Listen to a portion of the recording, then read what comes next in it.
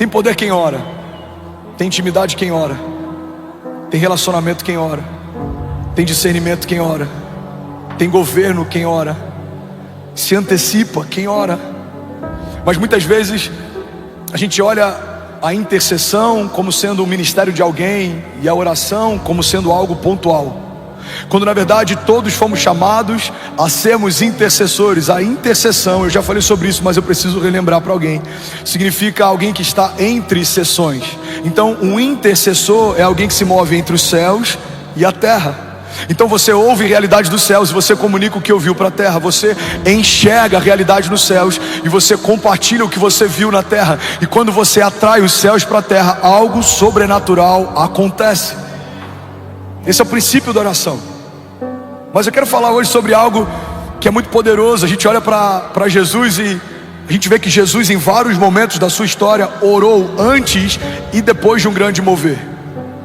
A Bíblia diz que Jesus, ele orou antes do seu batismo, ele orou em desertos, ele orou em momentos difíceis, ele orou quando tudo ia bem. E a partir do modelo de Jesus que eu quero que a gente mergulhe na palavra de hoje. Você está comigo? Diga amém. Primeiro princípio, antes de falarmos sobre qualquer coisa, é o entendimento de que Deus sabe o que você precisa. Olha para mim, irmão. Deus sabe o que você precisa antes de você falar. Mas por que precisamos falar, pastor? Porque quando falamos com Deus o que a gente precisa, não é para comunicar algo que Ele não sabe, mas é para expor a nossa dependência ao único que pode suprir a nossa necessidade. Quando Jesus pergunta para aqueles homens enfermos enquanto caminhava na terra o que Ele queria que ele fizesse, Jesus não precisava de uma informação sobre a doença que eles tinham. Todo mundo sabia que aquele cego não enxergava, ou que aquele paralítico não andava. Todo mundo sabia que aquele leproso estava longe de casa e que ele tinha lepra e precisava de um toque. Mas quando Jesus pergunta: o que queres que eu te faça? Jesus está dando àqueles homens a oportunidade de estarem expostos diante do Deus que pode todas as coisas. E é isso que está acontecendo nessa noite.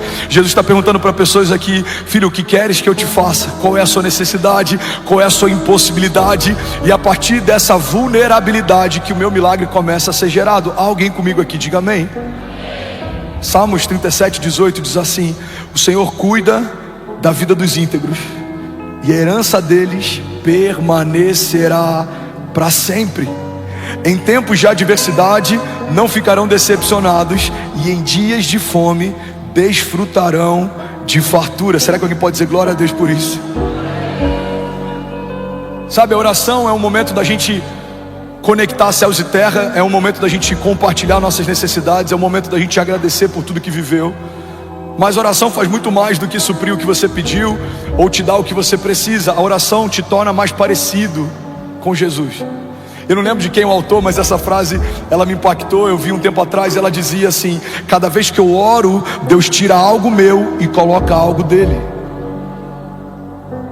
A oração faz um homem sanguíneo se tornar mais paciente. A oração faz um homem que é escasso se tornar mais generoso. A oração faz com que a gente se quebrante. É impossível você permanecer inflexível na presença do Deus Todo-Poderoso. A gente é quebrantado na presença de Jesus. A gente começa a se render na presença de Jesus. A gente começa a ser vulnerável na presença de Jesus. E todas as vezes que isso acontece, algo sobrenatural acontece em seguida. Eu lembro de um vídeo que eu vi um tempo atrás, de um campo de trigo, e aquela pessoa que plantava esse trigo estava falando que para eles é muito fácil de distinguir o trigo do joio. Aos olhos naturais, para a gente é quase impossível. Eles parecem a mesma coisa, mas para quem trabalha com isso todos os dias, para eles é muito fácil. E aí o repórter perguntou para ele: como é que vocês conseguem distinguir o trigo do joio? Ele falou: é só você esperar o vento passar. Quando o vento bate, o joio ele nunca se dobra, mas o trigo se dobra com facilidade. Por que temos desafios no nosso tempo de oração? Porque muitas vezes a gente tem essa dificuldade de se expor, de se lançar, de se quebrantar, de se derramar. Mas a verdade é que todo milagre sobrenatural acontece a partir do momento em que você se entrega, se derrama. A Bíblia diz que Deus não rejeita um coração quebrantado. Então eu quero falar com você nessa noite sobre um poder que libera o sobrenatural. Eu quero falar nessa noite sobre um princípio que foi, vamos junto, lindão, vamos fluir, que foi negligenciado, que foi esquecido, que muitas vezes foi terceirizado, talvez até subjugado, não foi valorizado. Quantas vezes a gente acreditou que o ministério de oração, o ministério das irmãs do coque, ou a necessidade e a importância da oração é algo que a gente terceiriza para nossa esposa ou para nossa mãe. Quantas vezes a gente se move numa nova estação sem ter tempo com Deus, esperando que alguém ore por nós. Quantas vezes eu recebo mensagens de pessoas pedindo que eu ore por motivos que nem eles mesmos estão orando. Pastor, ora por fulano, ou ora por esse caso. Mas é muito provável que algumas dessas mensagens sejam só alguém terceirizando a importância de algo que nem elas mesmas estão suprindo. Mas a Bíblia fala a respeito de homens de Deus que tinham tempo com Deus, e porque tinham tempo com Deus, viveram coisas que homens naturais não viveram. A Bíblia diz que José ouviu dos céus o que ninguém tinha ouvido, por isso ele governou no seu período, no seu tempo. A Bíblia diz que havia uma seca eminente e os magos não conseguiram decifrar o sonho que o faraó havia tido. A Bíblia diz que os sábios e toda a corte não conseguiu decifrar o sonho que faraó havia tido. Mas quando um jovem que ouviu os céus, ouviu o sonho de faraó, para ele foi muito fácil discernir o que ele estava sonhando, porque quem ouve os céus governa na terra. A Bíblia fala que Davi era um homem de Deus que estava cuidando do rebanho do seu pai. Não decidiram chamá-lo no dia em que um novo rei seria ungido, mas Deus mandou chamá-lo porque era ele quem Deus queria ungir. E a Bíblia diz que Davi era aquele que tocava a harpa para Saul. Davi era aquele que acalmava o espírito do rei quando ele estava conturbado, porque só dá para você derramar sobre alguém aquilo que você carrega. Davi carregava um pedaço do céu, e quando a boca dele se abria, o céu se manifestava onde ele estava. E não é à toa que Davi é removido de um lugar improvável e colocado no trono mais alto que um homem poderia se assentar, no trono de Israel, porque quem tem tempo com Deus governa na terra. Quem ouve os céus vive o que homens naturais não vivem. Eu estou pregando para alguém aqui nessa noite. Será que tem alguém aqui queimando por Jesus? Agora, quem não ouve os céus anda em círculos, gasta tempo com coisas que não liberam o nosso destino ou que não apontam para o nosso futuro. Quem não ouve os céus demora décadas para viver algo que com Deus poderia viver em anos. Quem não ouve os céus está sempre dependente da palavra profética de alguém que ouve. Quem não ouve os céus está sempre consultando profetas como se fossem videntes, ou está sempre em busca de uma migalha de alguém sendo liberada durante 40 minutos de uma pregação no domingo, porque não tem tempo secreto durante a semana. Quem não ouve os céus se torna consumidor e não filho, se torna cliente e não parte da igreja. Quem não ouve os céus, irmão, assiste milagres, mas não consegue liberar nenhum.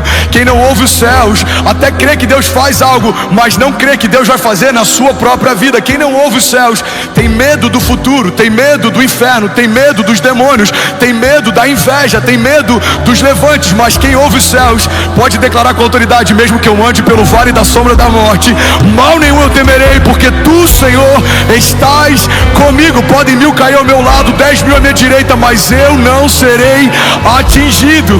Alguns confiam em carros, outros confiam em cavalos, mas nós confiamos no Deus da nossa salvação. Alguém comigo aqui, pelo amor de Deus, diga amém. A Bíblia diz que os ímpios fogem sem que haja ninguém a persegui-los, mas os justos são ousados como um leão. Você vê a diferença de quem tem tempo com os céus e de quem não tem tempo com os céus, de acordo com a forma como eles reagem ao dia mau. Quem não tem tempo com Deus é inconstante quando os dias são maus. Quem tem tempo com Deus, ele é inabalável, independente da circunstância. A Bíblia diz que Davi, ele está orando, jejuando para que Deus salve o seu filho, mas quando a notícia de que o seu filho havia morrido chega para o rei, ele troca as vestes, lava o rosto e recomeça. A gente vê inúmeros heróis da fé que sofreram perdas. Eles vivenciaram luto, mas eles não pararam no seu tempo de luto. Eles recomeçaram, porque eles sabiam que o Deus que fez no passado iria fazer de novo. A gente olha para a história de Jó. Perdeu seus filhos, perdeu seus recursos, perdeu tudo que tinha, mas ele sabia que o Deus que havia dado no princípio iria restituir, e iria restituir muitas vezes mais do que tudo que foi removido. Irmão, quem tem tempo com Deus não depende da opinião de ninguém, porque carrega uma palavra que foi liberada por Deus desde a eternidade passada. Quem caminha com Deus não está refém das circunstâncias e não tem uma fé emocional.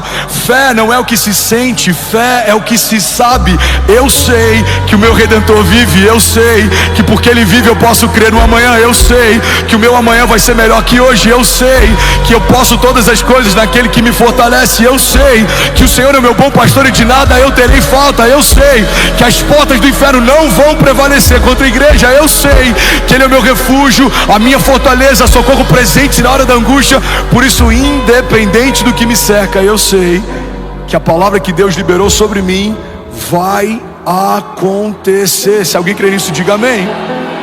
Tiago 4:8 diz: aproximem-se de Deus e Ele se aproximará de vocês. Todo tempo a Bíblia está dizendo: dá um primeiro passo que os céus vão corresponder ao seu passo. Aquele que busca encontra, aquele que bate a porta se abre. Clama a mim, responder-te-ei.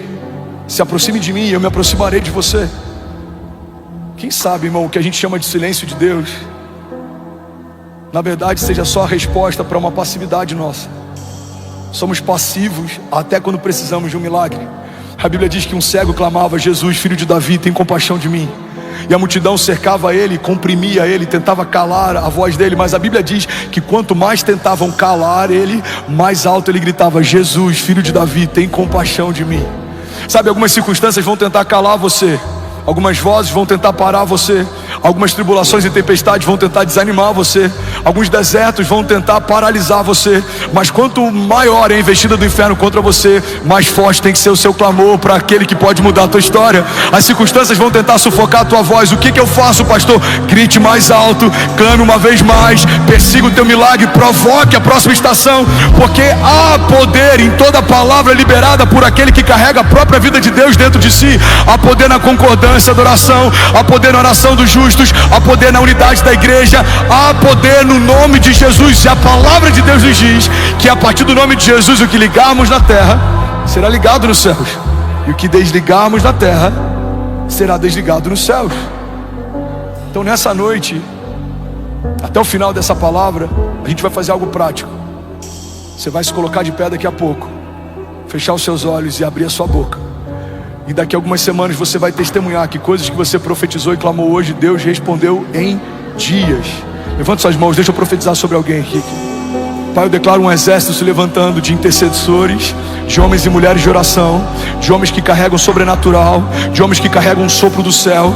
A gente vai falar de palavras de vida e não de morte. Falaremos de bênçãos e não de maldição. Falaremos de futuro e não de passado. Falaremos de promessas e não de propostas. Falaremos de coisas dos céus e não de levantes do inferno. Falaremos de coisas que acrescentam e não de coisas que nos roubam. Falaremos de coisas que nos animam e não de coisas que nos abatem. Falaremos da promessa que Deus tem para a nossa vida e não da promessa que Deus tem para a casa do lado. Falaremos daquilo que Deus está nos pedindo para fazer e não teremos tempo para falar daquilo que Deus está fazendo com alguém ao nosso redor. Falaremos daquilo que Deus nos comunicou no secreto até que se cumpra, e quando se cumprir, Deus vai nos falar coisas novas. Nos moveremos debaixo de uma palavra, assim como o povo se movia debaixo da nuvem. Não vamos para nenhum lugar que a palavra não nos direcione, não faremos nada que a palavra não nos peça para fazer. Se Deus não disser, não iremos, mas se Ele falar, nós avançaremos com ousadia.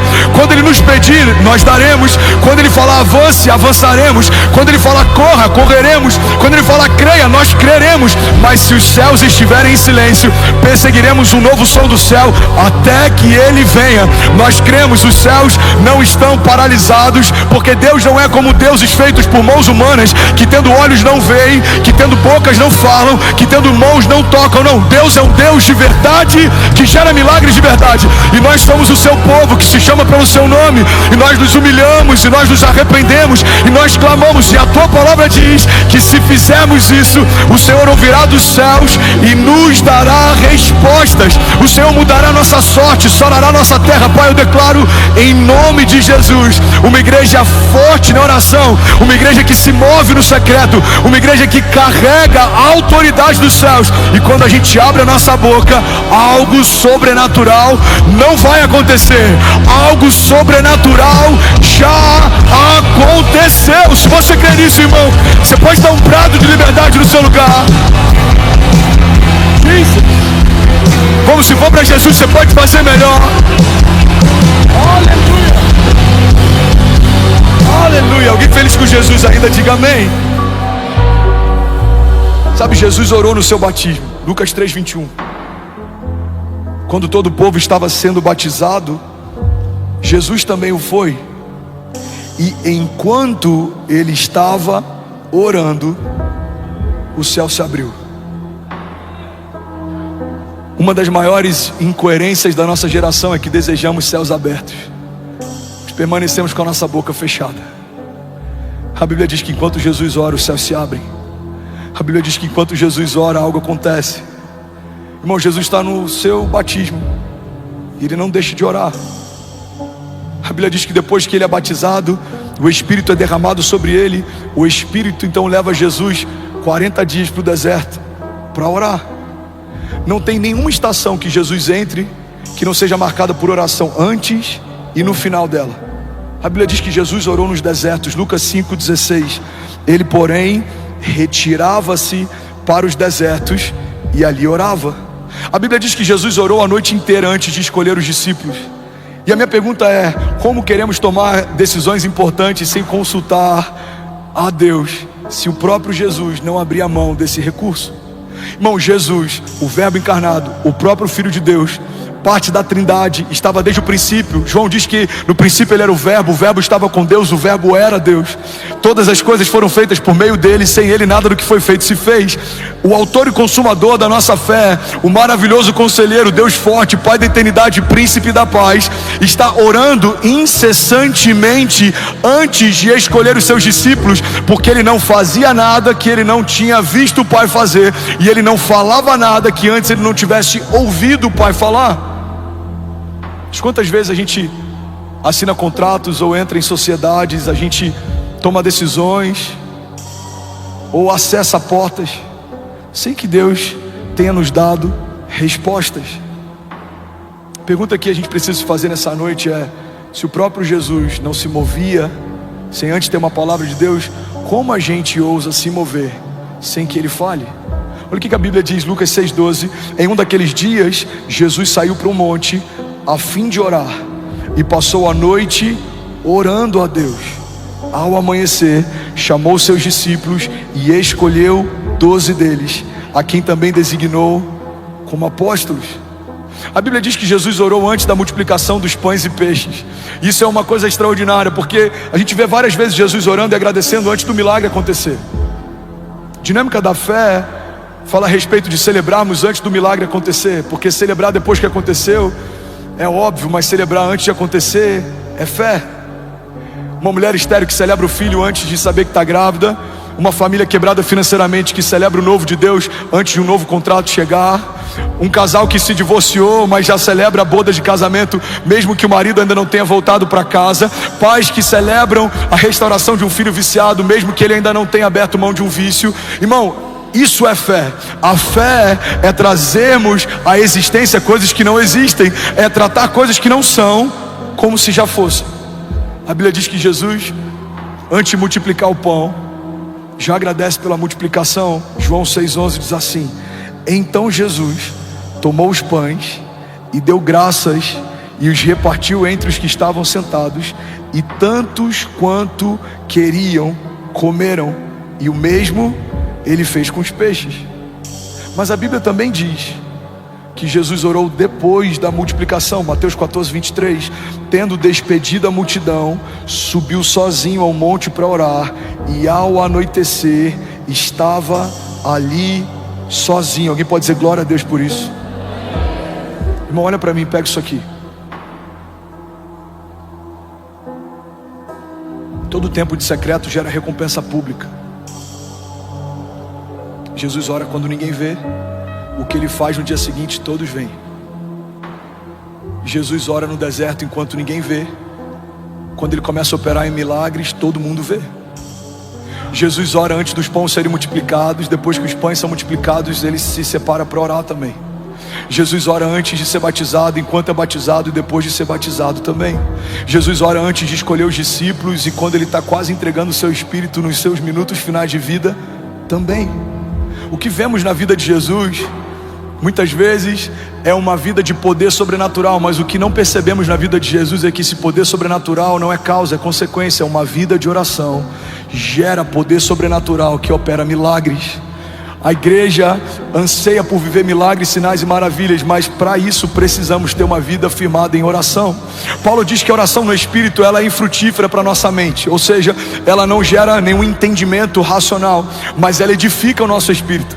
É como se o Espírito de Deus testificasse ao nosso espírito a respeito das coisas de Deus. Em outro momento a Bíblia diz que essa oração são como gemidos inexprimíveis. Tem coisas que você nem sabe que precisa, mas o seu espírito sabe. Tem coisas que você nem sabe que estão preparadas para você, mas o Espírito de Deus sabe. E quanto mais você tem tempo com Deus, mais sensível você vai ficando a respeito das coisas de Deus. Sabe uma das características que a oração desenvolve na gente? Algo que a gente chama de impressão no Espírito. Você entra no lugar e você sabe, esse lugar não está legal. Você entra numa casa e você já sabe, o ambiente aqui não está legal.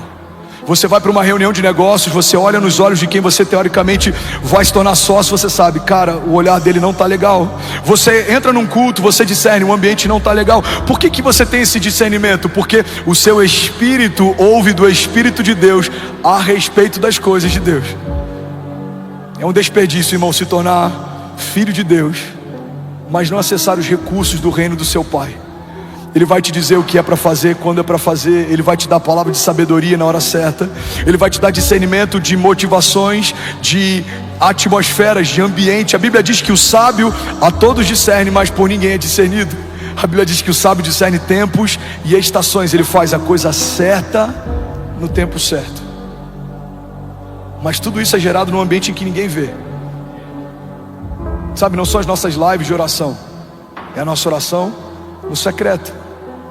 É quando ninguém ouve o teu choro, é quando ninguém ouve o teu clamor, é quando ninguém ouve a tua oração. É nesse momento que existe algo poderoso sendo gerado nos céus. A Bíblia diz que os céus recompensam o nosso tempo de secreto. Alguém está comigo? Diga amém. Jesus orou ensinando a oração do Pai Nosso, Lucas 11:1. A Bíblia diz assim: certo dia, Jesus estava orando em um determinado lugar, e tendo terminado, um dos seus discípulos lhe disse: Senhor, ensina-nos a orar, como João ensinou os discípulos dele. Então Jesus disse: quando vocês orarem, digam assim, vamos ler junto? Pai, santificado seja o teu nome, e venha o teu reino. Dá-nos cada dia o nosso pão cotidiano. Está em qual versão? Está na versão... Bota na versão NVI, por favor, meu lindo. Eu acho que está na versão Almeida, deve ter uns 60 anos. Eu estou brincando, mas é sério. Volta lá, por favor, lindão. Lucas 11:1, versículo 1. Certo dia Jesus estava orando em determinado lugar. Onde é que ele estava? Orando de novo. E tendo terminado, um dos seus discípulos lhe disse: Senhor, ensina-nos a orar, como João ensinou aos discípulos dele. Versículo 2. Então Jesus lhes disse: quando vocês orarem, digam: Pai, santificado seja o teu nome, e venha o teu reino. Dá-nos cada dia o nosso pão cotidiano. Perdoa os nossos pecados, pois também perdoamos a todos os que nos devem, e não nos deixe cair em tentação. E algumas versões diz: mas livra-nos do mal. Amém. A oração do Pai Nosso é uma oração que muitas vezes a gente ora junto antes de um jogo de futebol. A gente vê a seleção brasileira orando antes de uma partida importante, mas muitas vezes a gente ora de forma automática. A oração do Pai Nosso carrega os princípios mais poderosos do reino de Deus, porque fala a respeito de dependência e de reconhecimento da pessoa de Jesus e da autoridade que o Pai carrega. Santificado seja o teu nome, venha a nós o teu reino, seja feita a tua vontade. O pão nosso de cada dia nos dai hoje, perdoa as nossas ofensas, não nos deixa cair em tentação. A oração do Pai Nosso coloca a criação no seu devido lugar e coloca o Deus Criador no seu devido lugar também.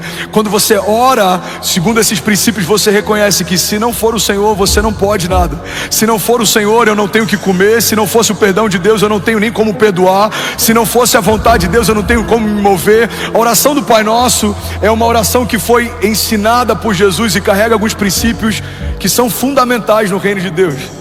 A gente vê Jesus ensinando a oração do Pai Nosso, mas a gente também vê Jesus orando na ceia. Mateus 26 diz assim: e quando comiam, Jesus tomou pão e abençoando o partiu e o deu aos seus discípulos e disse: tomai e comei, isso é o meu corpo.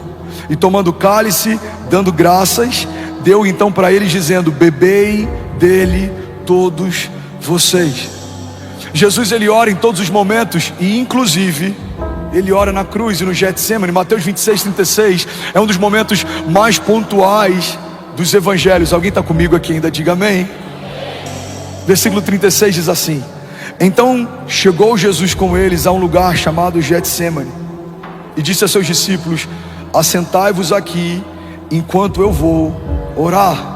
Versículo 39, indo um pouco mais adiante, prostrou-se sobre o seu rosto, orando e dizendo: meu Pai, se é possível, passe de mim esse cálice, mas todavia não seja como eu quero, mas como tu queres. Versículo 42, indo então uma segunda vez, Jesus orou dizendo: Pai meu, se esse cálice não pode passar de mim sem eu beber, que seja feita a sua vontade. Versículo 44, e deixando-os de novo, foi orar pela terceira vez, dizendo as mesmas palavras. Uma oração de Jesus no Getsêmani é um dos momentos mais angustiantes dos evangelhos, porque é um momento em que a gente vê Jesus tão vulnerável a ponto de transpirar sangue. Jesus está angustiado, ele sente uma angústia mortal. Jesus sabe que pela primeira vez ele vai ser desconectado da Trindade. Jesus sabe que vai deixar de ser justiça de Deus e vai se tornar pecado. Pela primeira vez, o Filho não vai ser mais um com o Pai e com o Espírito Santo. A Bíblia diz que aquele que não cometeu pecado se fez pecado por nós, para que nós fôssemos feitos justiça de Deus.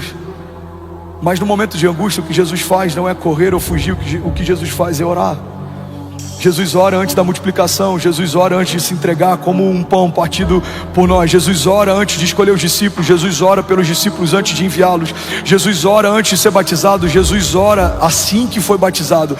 Igreja de Jesus, olha para mim, guarda isso com todo carinho. Precisamos orar em tempo e fora de tempo, se quisermos viver a plenitude do que Deus nos prometeu.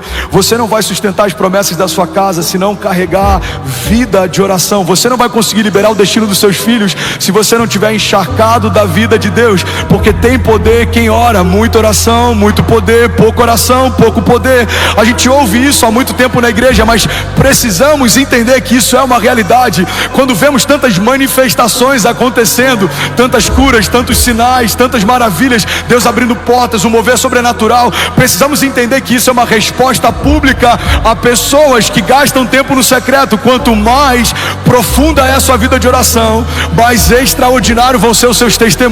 E eu não sei qual é a tua expectativa para 2024, mas a minha oração é para que ainda esse ano a gente possa viver o maior romper da nossa história, a gente possa colher coisas que a gente não colheu, a gente possa viver milagres que a gente não viveu. Mas para isso, irmão, não tem expectativa que sustente um milagre sobrenatural se não for a partir de uma vida de oração.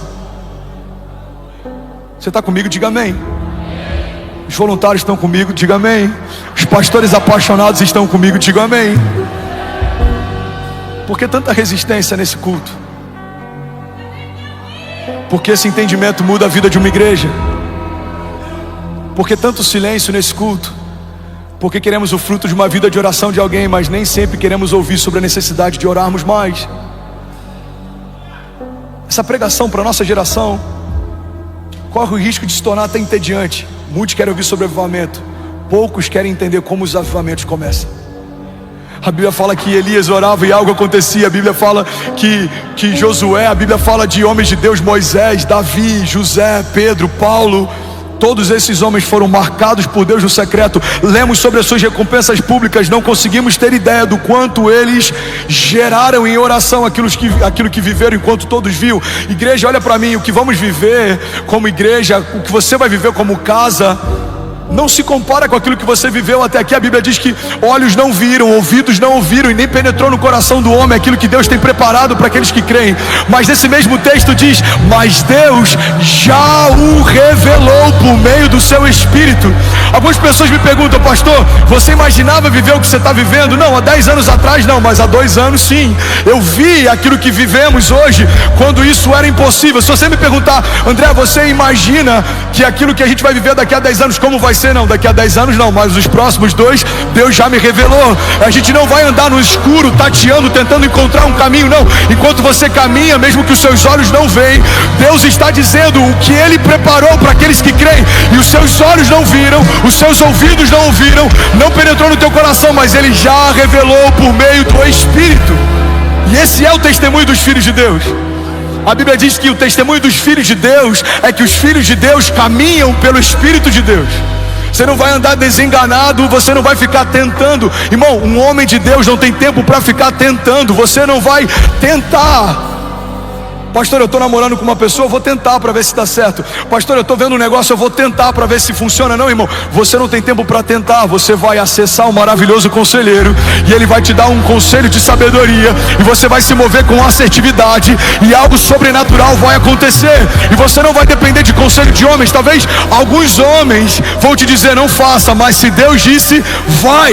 Porque é melhor ter uma palavra de Deus do que um bom plano. É melhor ter uma direção de Deus do que bons conselhos. A Bíblia diz que existe sabedoria na multidão de conselhos, mas não há sabedoria nos conselhos da multidão.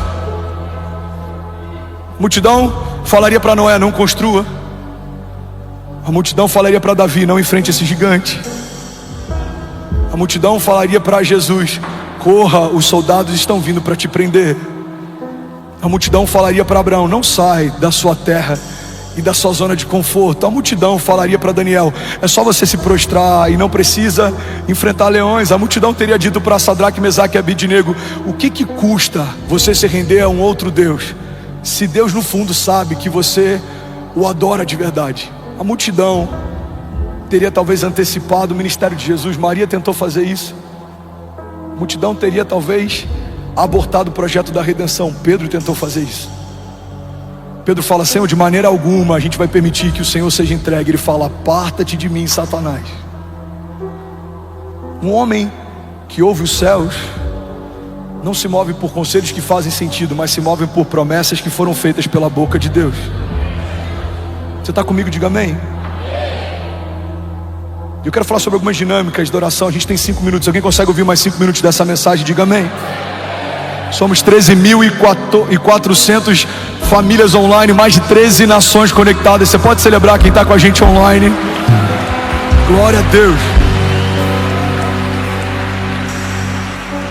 Primeira dinâmica da oração é que existe uma relação entre oração e o tempo. Fala comigo, oração e o tempo. Eclesiastes 3 diz que há um tempo e uma ocasião determinada para cada propósito debaixo do céu. O fato de Deus não responder a sua oração no tempo em que você espera que Ele responda, não significa que Ele não tenha respondido. Talvez a sua resposta só não tenha chegado. A Bíblia diz que Daniel está orando, dias depois chega a sua resposta. Olha para mim e pega isso aqui. Então o anjo se apresenta para Daniel e fala, Daniel, desde o dia em que você orou, o Senhor enviou resposta. Mas eu fui resistido pelo príncipe da Pérsia nas regiões celestiais. Ou seja, dias depois a resposta chega, mas desde o dia em que Daniel clamou, a resposta foi enviada. Vou falar isso de novo e alguém incendiado por Jesus desse lado esquerdo vai pegar essa chave. No mesmo dia em que Daniel ora, Deus responde, mas dias depois a resposta chega. É como uma mulher grávida, uma mulher estéril que não pode gerar, pode receber a vida no seu ventre da noite para o dia, mas o bebê não vai nascer no dia seguinte. Você precisa esperar o tempo da gestação. Sabe, o fato de você não tocar ainda em alguns milagres não significa que eles já não sejam realidade. Deus já enviou algumas respostas. Deus já respondeu algumas dúvidas e inquietações.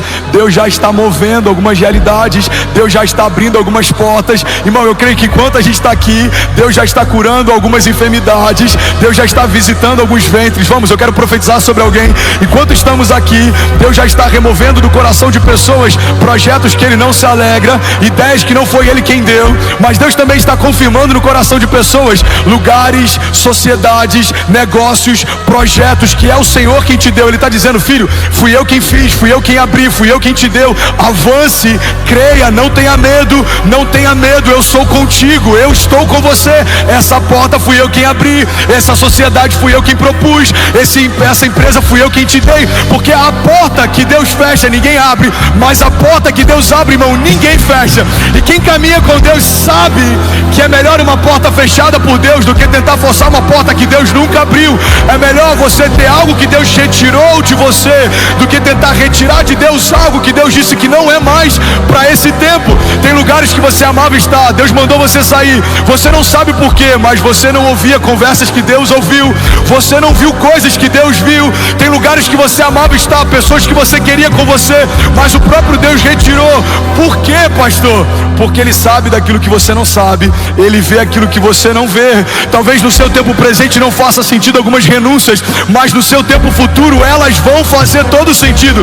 Tem estações, irmão, que Deus nos pede coisas que parece que agora tudo está desmoronando. Deus remove bases de segurança, Deus remove pessoas, conexões, alianças, mas a verdade é que quem caminha com Deus, mesmo em momentos que parece que tudo está desmoronando, na verdade no seu destino profético está tudo se encaixando. José foi vendido, mas a venda dos seus irmãos deixou ele mais perto do seu destino profético. Irmão, Davi foi esquecido, mas quando o profeta manda chamar, naquele dia a unção liberou seu destino profético. A gente vê muitos homens de Deus que por algum momento eles foram empurrados por uma tribulação ou tempestade, mas aquela tempestade foi o passaporte para o cumprimento de um destino profético. O que seria de José se não fosse a venda dos seus irmãos? O que seria Davi se não fosse a perseguição de Saul? O que seria Moisés se não fosse o genocídio de uma geração? Será que os braços da filha de Faraó teriam recebido Moisés se aquele menino não precisasse fugir da morte lançado num cesto? Será que José falaria para o copeiro e para o padeiro a respeito de revelação de sonhos se não estivesse no mesmo cativeiro em que eles estavam? Será que Daniel teria visto o que viu naquela cova enquanto leões jejuaram na presença dele, se ele não tivesse permanecido fiel e inabalável diante da perseguição? Será que eu e você estaríamos de pé se Jesus tivesse afastado o cálice e não tivesse obedecido à vontade do Pai? Será que a minha casa e a sua seriam salvas se o Filho de Deus preferisse fazer a vontade dele do que obedecer à vontade do Pai? Será que se Jesus não tivesse uma vida de oração, sendo 100% homem, apesar de ser 100% Deus, será que se ele não tivesse consultado ao Pai como consultou no Getsemane, a nossa história não teria sido diferente? Glória a Deus por Judas e pela sua traição, liberou o destino profético de toda a humanidade. Glória a Deus pela venda dos irmãos de José e pela forma como eles passaram a resisti-lo, empurraram José para o seu governo. Glória a Deus pelo cesto que carregava Moisés no rio. A mulher que iria pegá-lo minutos depois liberaria sobre ele realeza. Glória a Deus pelas minhas tribulações e faltas, porque a doença de 2017 me deu autoridade para ministrar sobre enfermos. Glória a Deus pelos desafios que a gente passou quando não tinha direito o que comer, porque isso me deu liberdade para tirar famílias da rua e liberar sobre elas um destino profético. Glória a Deus pelas perseguições ministeriais e homens fortes que tentaram apagar o meu nome, porque eu permaneci fiel e o próprio Deus soprou o meu nome em lugares em que alguns desses homens não têm mais acesso, não podem entrar. Glória a Deus, irmão, pelas lutas e tribulações que, como Paulo diz, são leves e momentâneas, mas elas estão gerando em nós uma glória eterna que pesa mais do que todas elas. Glória a Deus pelos testes, porque são eles que nos promovem. Glória a Deus pelas faltas, porque são elas que fazem a gente reconhecer o que de fato importa. Quando todas as nossas bases são removidas, a gente se lembra que tudo que a gente precisa a gente já tem. Jesus, o autor e consumador da nossa fé, Ele é poderoso para restituir o que foi roubado. Ele é poderoso para te dar o que tentaram tirar de você.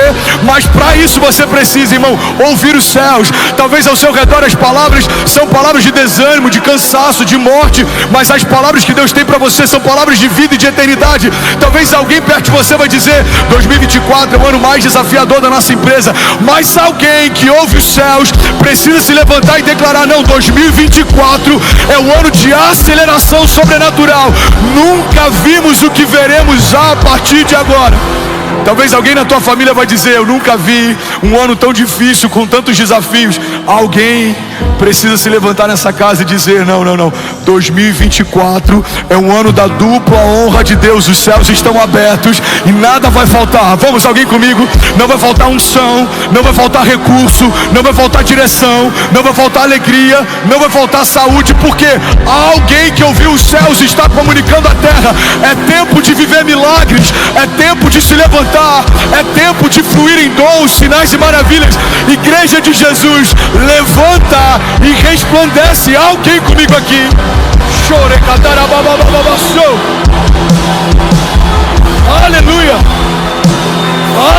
Irmão, se for para Jesus, você pode fazer melhor. Aleluia. Você vai chegar na sua segunda-feira, e quando você ouvir algo que não coopera com o que Deus te falou, você precisa combater o que ouviu. Irmão, eu acho que a gente vai precisar fechar. Por quê? As contas não estão fechando. Deixa eu ver. Deus te deu uma palavra? Deu. Então faça sonhos maiores do que você tinha antes da crise. Porque se foi Deus quem te deu essa empresa, é Ele quem vai fazer ela superar qualquer tribulação. Você está com desafios no casamento? Creia, o Deus que abençoou essa aliança é o Deus que vai manter essa aliança de pé. Você não vai pensar como seria se você se divorciasse. Você vai pensar, aonde faremos as bodas no próximo ano? Vamos, alguém comigo? Se alguma mulher aqui não consegue gerar, coloca a mão sobre o seu ventre. Você não vai ficar pensando como seria bom se eu tivesse um filho, não. Você vai pensar qual o nome que ele vai ter quando o Senhor me der. Irmão, a fé é uma dinâmica de antecipação. Tratar as coisas que não são como se já fossem. Alguém comigo aqui, diga amém.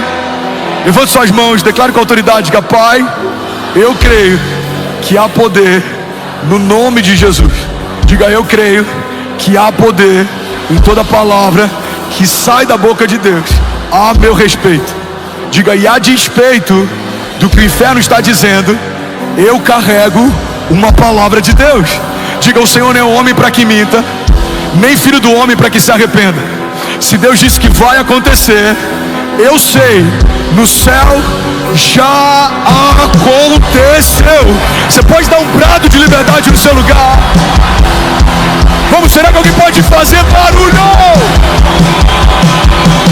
Aleluia! Aleluia! Aleluia! Alguém feliz com Jesus ainda? Dinâmica da oração, ela tem que levar você para um lugar em que você vai ser incompreendido. Olha para mim e permanece de pé. A gente vai finalizar aqui. Vocês são incríveis. Se as suas orações fossem escutadas, ouvidas, se eu pegasse o seu tempo de secreto e colocasse no microfone aqui, será que alguém acharia loucura ou suas orações estão normais demais? Porque algumas das minhas orações gerariam em você crise. Será que o pastor está bem? Eu acho que ele está empolgado demais. Porque foi assim que trataram algumas palavras e projetos que eu apresentei para a igreja 2 anos atrás.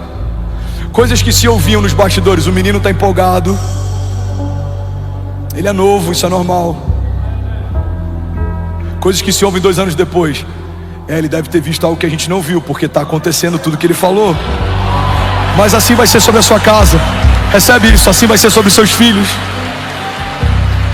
Você vai ver coisas nos seus filhos que ninguém está vendo. Você vai liberar isso sobre eles. Mas um dia, todos os olhos vão ver aquilo que Deus já revelou no Espírito.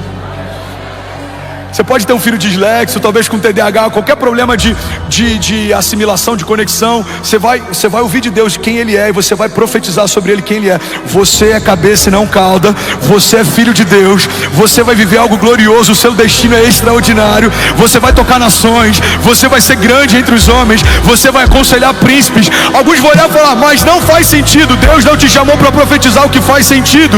Deus te chamou para profetizar o que olhos não viram, ouvidos não ouviram, não penetrou no coração do homem. Alguém comigo aqui, diga amém. Quantas vezes a gente gasta tempo falando que todo mundo está vendo? O que todo mundo está vendo é óbvio, mas o que Deus vê? É sobre isso que precisamos falar. Como falaremos se não ouvimos? Eu preciso falar o que Deus fala. O que é fé? Fé é falar o que Deus fala, pensar como Deus pensa e ver o que Deus está vendo. A Bíblia diz: no ano em que morreu o rei Uzias, eu vi o Senhor assentado no alto e sublime trono. E haviam serafins que estavam em torno do seu trono, dizendo: Santo, Santo, Santo é o Senhor dos exércitos, e toda a terra está cheia da sua glória. Mas a Bíblia diz que assim que o profeta foi levado à sala do trono, a primeira coisa que ele teve foi angústia, medo. Ele fala: Senhor, ai de mim que sou impuro e habito em meio a um povo de impuros lábios.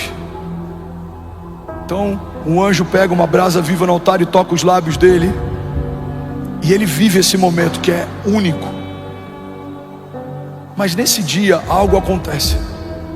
A palavra de Deus revela para nós um contraste entre aqueles que caminham na terra e olham para cima, e aqueles que caminham nos céus e olham para baixo. Um homem de Deus que caminha na terra e olha para cima tem medo quando vê a santidade de Deus. Ele acha que está tudo perdido, ele é um homem puro, e o povo em que ele caminha é um povo de impuros lábios. Mas a Bíblia diz que os anjos de Deus, quando olham dos céus para a terra, eles veem que toda a terra está cheia da glória de Deus. Se você olhar Alphaville da terra para os céus, o que a gente vai ver aqui é status, futilidade, comparação, competição, vendedores de sonhos. Mas se a gente olhar Alphaville dos céus para a terra, o que os céus veem? Eu vejo uma onda de avivamento. Eu vejo um celeiro para nações. Eu vejo um lugar que vai ser chamado de casa de oração, refúgio, porto seguro. Eu vejo uma casa de esperança. Eu vejo uma casa de destino. Se você olhasse para a minha casa em 2017, da terra olhando para os céus, o que você ia ver? Senhor, salva o André. O coração dele está parando, a válvula mitral dele está muito mal, o nível da endocardite dele aguda está muito alto, o coração está tomado. Dava para ver de olho nu no exame do transesofágico, na câmera do transesofágico, dava para ver a quantidade de aglomeração de bactérias. Meu coração estava verde. Mas e dos céus para a terra, o que os céus veem? Esse milagre vai ser testemunhado em nações. Milhares e milhares e milhares ouvirão o que eu fiz. Esse milagre vai desencadear uma onda de milagres de cura.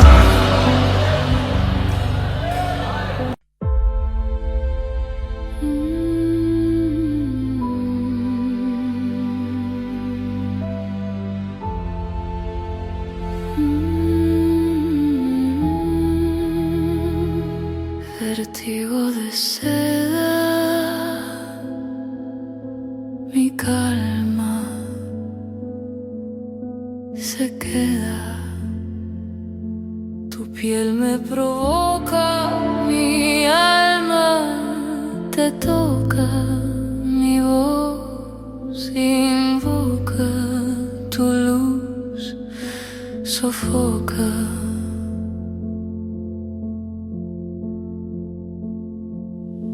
La noche suspira, mi mente conspira, tu sombra delira, mi calma se vira. Vértigo de seda, mi pecho en caída, tu culpa metida, mi fe rendida. Cada paso te nombra, mi alma la sombra, tu beso me asombra, mi calma se alfombra. El aire me atrapa, mi pecho se escapa, tu nombre me tapa, mi voz se desmapa.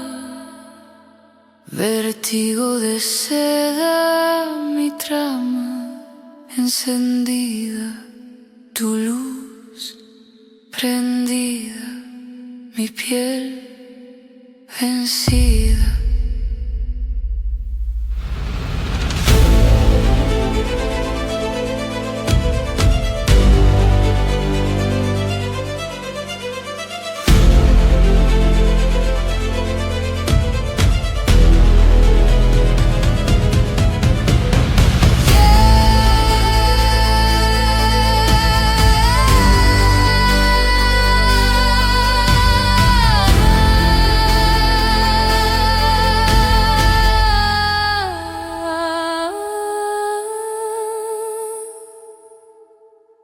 Vértigo de seda, mi alma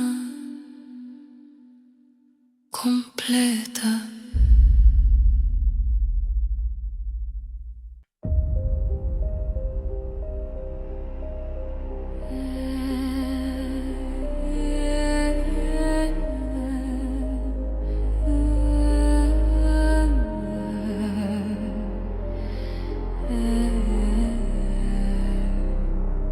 Vértigo de seda, mi calma se queda, Tu piel me provoca, mi alma te toca, mi voz invoca, tu luz sofoca, la noche suspira, mi mente conspira, tu sombra delira, mi calma se vira.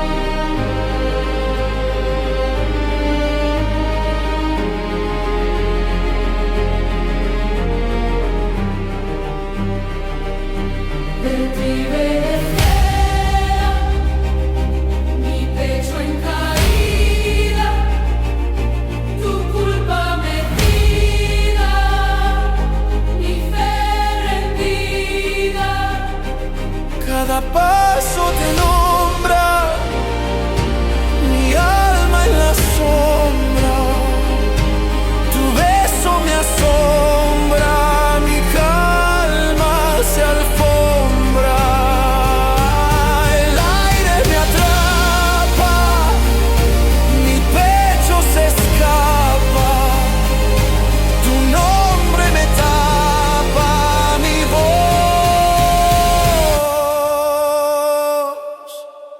se desmapa.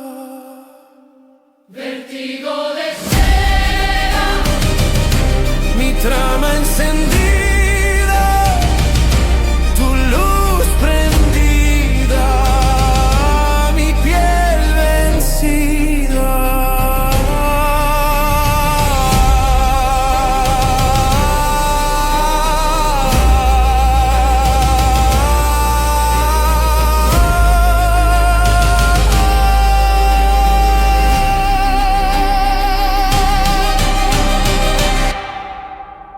Yeah.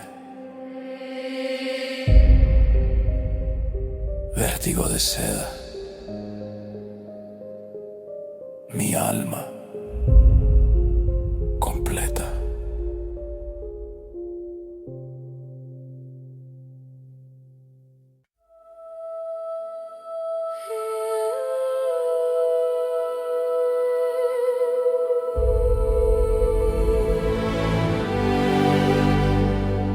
vértigo de seda.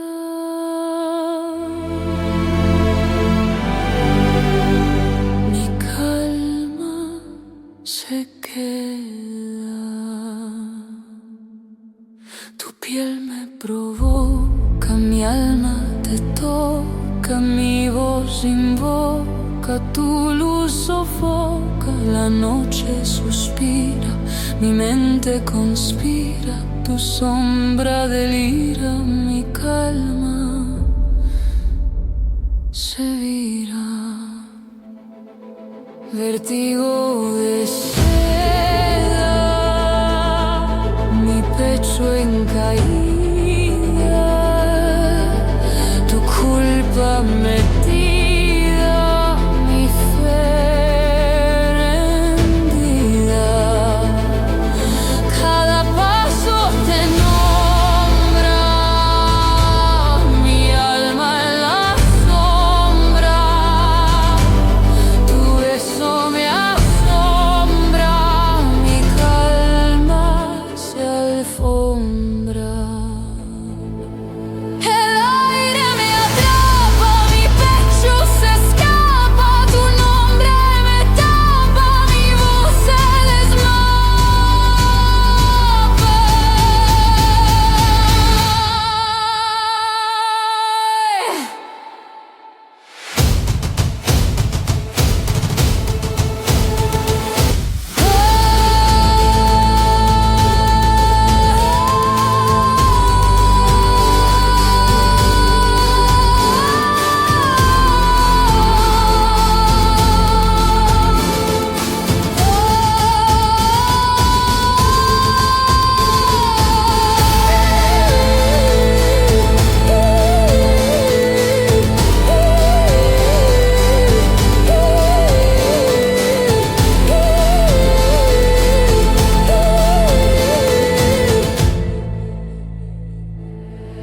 vértigo de seda, mi trama encendida, tu luz prendida, mi piel vencida.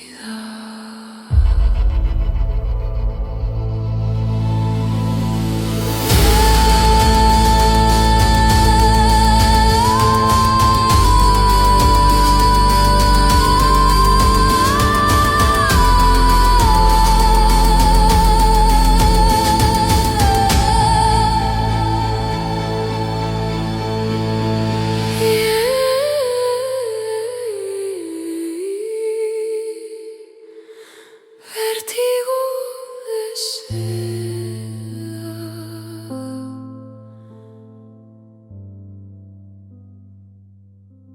mi alma.